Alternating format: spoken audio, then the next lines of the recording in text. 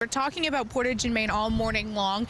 It coincides with Transit's plan. So Transit Manager Bjorn Radstrom joins us to explain in the simplest terms, because everyone hears transit, and if they're not a transit user, they might have a lot of questions. What are the biggest changes, and how is it interconnected with the conversation surrounding Portage and Main?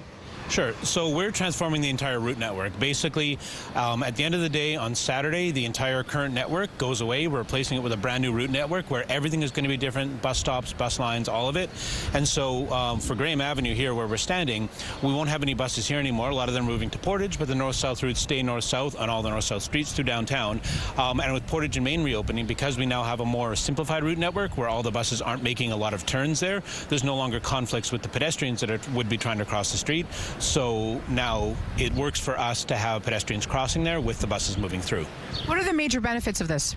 It's a much simpler network. It sounds very simple, but the lines are straighter. We incur a lot of delay whenever a bus makes a turn. Left turns are even worse. Left turns downtown are worse than that. Left turns downtown at rush hour, even worse. By straightening them out, we can be a lot more reliable, and the schedules can be a little bit tighter, and things can just work a lot better.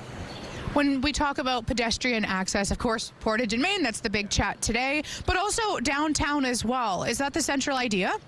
Yeah, we've got a few major terminals or major stops downtown now. So Portage and Main will essentially become the hub of the system. Union Station is another one, and as well up on around City Hall. And then the stops along Portage Avenue, including the U of W. And that's where a lot of the routes kind of come together, and where people will transfer between what we call the primary network lines. The Blue Rapid Transit lines, some of the frequent express lines, and the other frequent lines.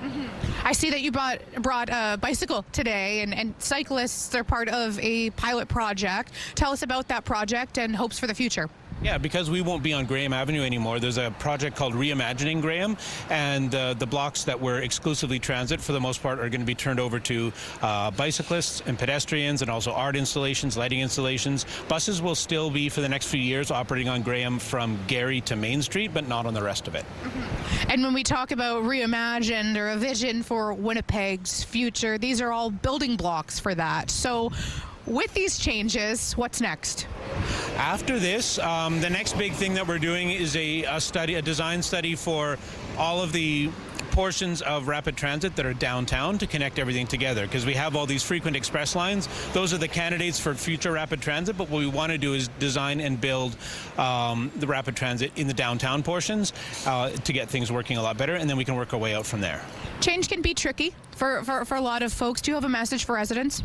Yeah, try out all the different trip planners that we have right now. So there's our own trip planner, Navigo. We partner with a company called the Transit app, and there's a trip planner on there. So even now, before the launch, you can plan out your trips and see what they'll be like. And we're also asking people to just give it a shot, take the bus for a while, and provide us with feedback, because we really, really value that feedback and the criticism and complaints, as long as people are really constructive and helpful with their suggestions.